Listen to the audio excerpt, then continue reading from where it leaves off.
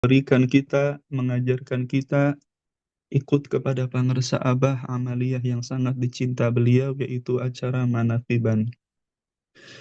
Kemarin beberapa hari lalu kita semua merayakan Idul Adha atau Hari Raya Kurban, yang mayoritas umat muslim sedunia merayakannya, berbahagia. Dan banyak yang diberikan oleh Allah Ta'ala, dititipi harta yang berlebih atau bersyukur kepada Allah dengan melaksanakan kurban. Nah, kita pangresa Abah beberapa hari lalu itu mengatakan bersabda dengan sabda yang sangat mulia, tepatnya hari Selasa ketika Ba'da Isyraq tanggal 20 Mei 2026. Pangresa Abah mengatakan, sekarang ini lagi musim penyembelihan. Dan Abah memberikan satu firman Allah yang artinya dalam surat Al-Hajj, Allah mengatakan daging hewan kurban dan darahnya itu sekali-kali tidak akan sampai kepada Allah. Tetapi yang sampai kepada Allah atau yang Allah terima adalah ketakwaannya. Firman Allah dalam surat Al-Hajj ayat 37. Dan Abah meneruskan, dari ayat itu bukan hanya daging dan darah hewan kurban saja yang tidak sampai kepada Allah, tapi manusia juga darahnya, dagingnya tidak akan sampai kepada Allah, yakni ibadah raga tidak akan sampai kepada Allah, sholat juga tidak akan sampai kepada Allah, hanya sampai sajadah. Semua ibadah tidak akan sampai kepada Allah tanpa punya takwa. Dan di dalam surat Al-Anfal, Abah juga menegaskan ayat 35, sholat di Mekah saja oleh Allah disamakan dengan orang yang sedang siulan dan tepuk tangan. Sholat di Mekah disamakan dengan siulan dan tepuk tangan, kata Abah. Wa makana sholatuhum indal baiti illa muka'a wa tasdiyah. Wadukul adab bima kuntum takfurun. Yang artinya Allah dan sholat mereka di sekitar Baitullah itu tidak lain hanyalah siulan dan tepuk tangan. Maka rasakanlah adab disebabkan kekafiranmu itu. Dan Abah menyatakan lagi, talqin dulu baru ke Mekah. Makanya setiap kita manaqiban, kita merayakan salah satu dari 9 kemenangannya, yaitu la'allakum tattaqun. Demikian sabda mulia kalam Abah, yakni pada hari Selasa kemarin tanggal 20 Mei 2026. Ikhwan wal akhwat rahimakumullah, pangarsa Abah merupakan sosok manusia pilihan Allah yang di zaman ini kita bersyukur dipertemukan oleh Allah kepada Abah. Sebab kita melaksanakan kurban sudah berapa lama, sudah bertahun-tahun. Kalau usia kita 40 tahun, 50 tahun, 30 tahun, berarti sudah berapa tahun kita melaksanakan Idul Adha atau Hari Raya Kurban ini. Akan tetapi, makna hakikat yang sesungguhnya dari kurban itu jarang sekali orang yang memberikan penjelasan seperti Abah. Pentafsiran yang membuat kita bukan hanya melek mata batin, tapi melek mata zahir, tapi melek mata batin.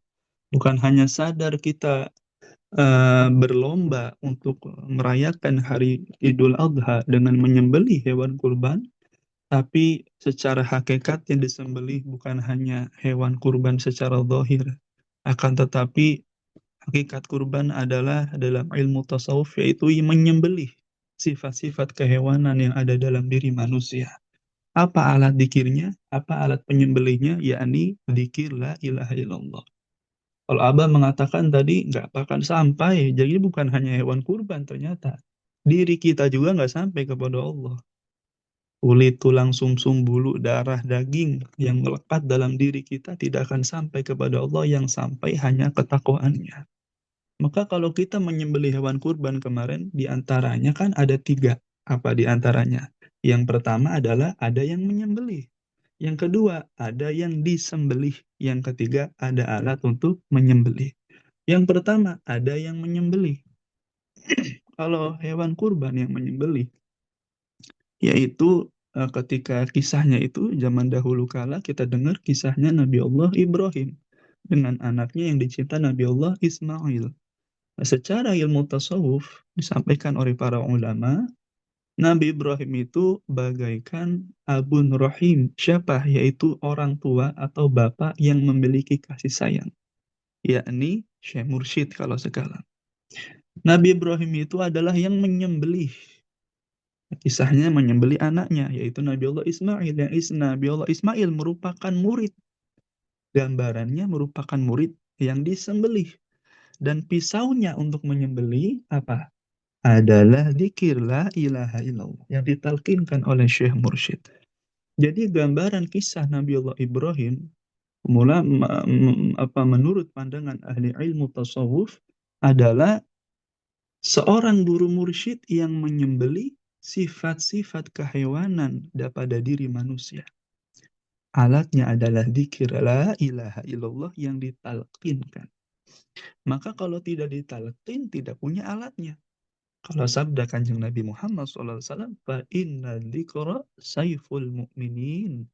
Maka sesungguhnya dzikir, kata Kanjeng Nabi Muhammad SAW, merupakan senjata atau alat menyembelih gitu kan.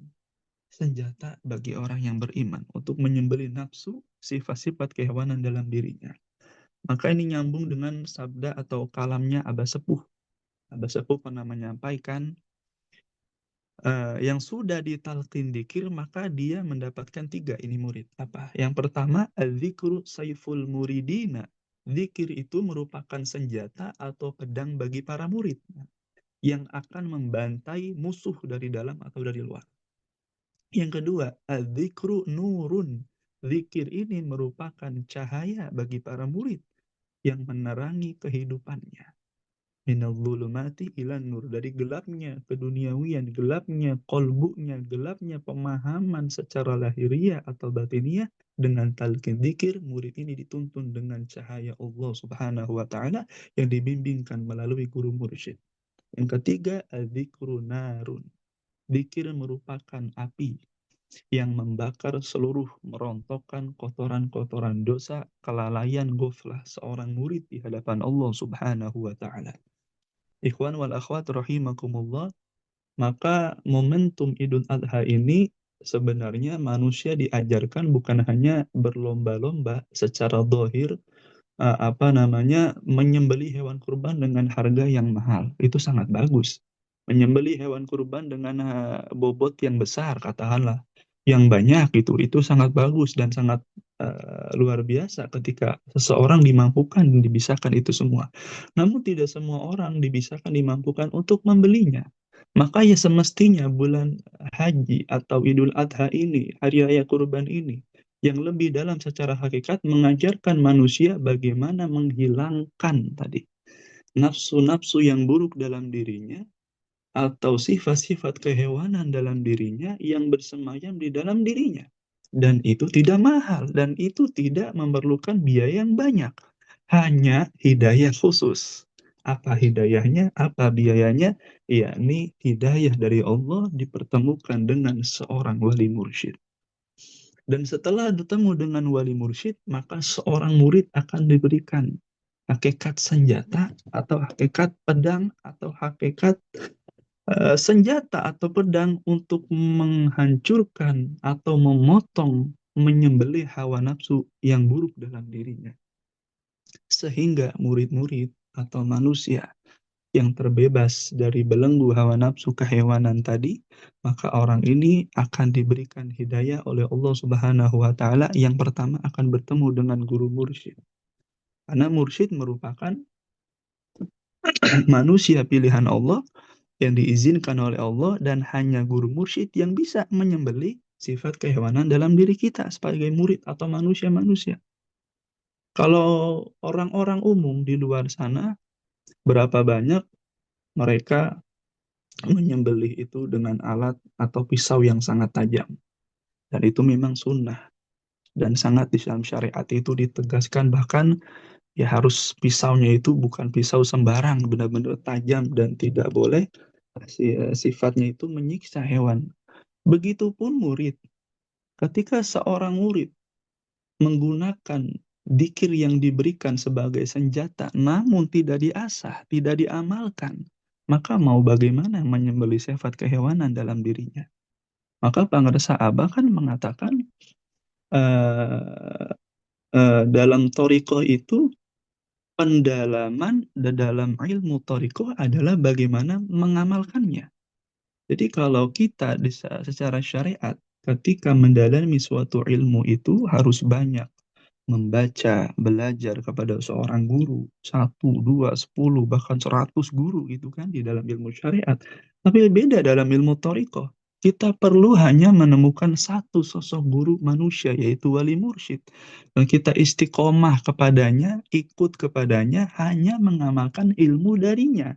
Ilmu thariqah yang diamalkan oleh guru mursyid diberikan kepada kita dan hanya itu yang kita amalkan istiqomah, maka semakin tajam pedang kita atau pedang yang diberikan Abah melalui talqin dzikir, sehingga sadar atau tidak dirinya nafsu di dalam kolbunya, di dalam dirinya yang menguasai sehari-hari, yaitu menjauhkan dirinya dari Allah Subhanahu wa taala, menjauhkan dirinya dari keberkahan, dari keridhaan, dari jalan yang Allah ridhoi, dan dia mengamalkan dzikirnya setelah ditalkin semakin tajam untuk menghancurkan, memotong sifat kehewanan dalam dirinya.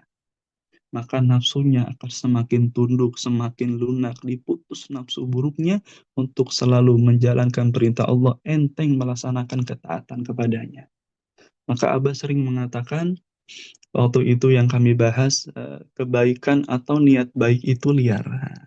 Niat baik itu liar kata Abah. Maka tangkap niat baik itu dengan dikir kepada Allah Subhanahu wa taala. Contoh sekarang kita ikut kepada Abah. Dulu kita sulit mengamalkan sholat awal waktu. Kita sulit melaksanakan perintah Allah, apalagi sunnah-sunnah baginda Nabi Muhammad SAW.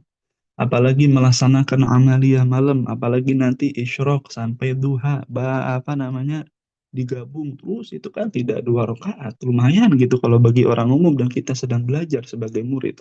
Tapi dengan dikir, niat-niat baik tersebut yang kita ketahui, pahala tahajud sekian dulu secara umum, pahala sholat isyraq sekian, pahala sunnah ini sekian.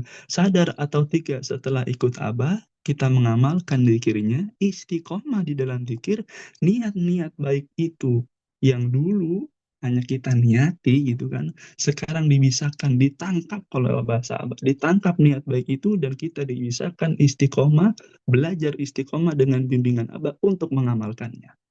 Itu terbukti karena zikir kepada Allah merupakan alat penangkapnya kata Abah. Maka berapa banyak orang yang niat berkurban belum bisa, dengan izin Allah diberikan rezeki bisa berkurban, Masya Allah. Karena istiqomah zikir. Berapa banyak tadi jamaah kemarin, berapa hari orang haji di Arafah berkumpul pergi ke Mekah gitu kan. Secara mungkin dia baru niat, tapi dengan memperbanyak zikir mesti ada jalan untuk dia sampai ke Mekah dan Madinah. Melaksanakan haji, melaksanakan perintah Allah Subhanahu wa taala.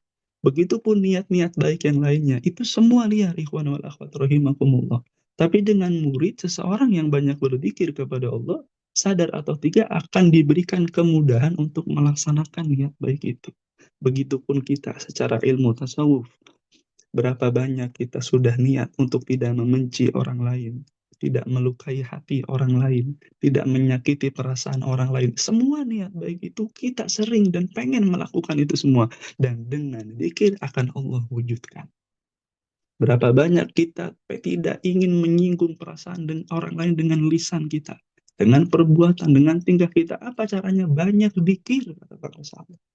Karena dengan zikir akan diperbaiki akhlak kita semua. Akan diperbaiki tingkah laku kita semua. Maka ikhwan wal akhwat rahimakumullah, orang yang semakin banyak berzikir kepada Allah, akhlak yang mesti semakin mulia.